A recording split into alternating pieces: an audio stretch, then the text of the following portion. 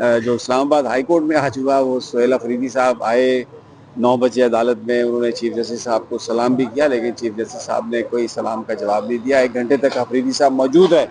फिर उसके बाद कहा गया कि सेक्रेटरी ने कहा कि मेरे कमरे में आ जाए, तो वो नहीं गए। बाद में फिर बहनें भी खान साहब की आईं, वो भी कमरा अदालत में गई, लेकिन चीफ जस्टिस साहब से उनकी भी कोई मुलाकात ना हो सकी। और लेकिन इस्लामाबाद हाई कोर्ट में ये शुनीद है कि कल अर्ली हेयरिंग की जो एप्लीकेशन है उसको एंटरटेन किया जाएगा। भले उस पर नोटिस दे दिए जाएं, कुछ आगे की तारीख दी जाए, या ट्रक की बत्ती के पीछे इस तरह लटकाया जाए जैसे भगा दिया जाता है पीछे। वादे खाली जाली झूठे वादे, क्योंकि एक बड़ी बात तो अगर इस वक्त पीटीआई की लीडरशिप या फैमिली ये समझ रही है कि अदालतें जिनमें अपनी मर्जी के जज पार किए गए हैं, ये कोई इंसाफ देंगे, कोई ऐसा फैसला करेंगे जो कानून के मुताबिक होगा, कोई ऐसा फैसला जिसमें इमरान खान को कोई रिलीफ मिलेगा, तो ये नामुमकिन है।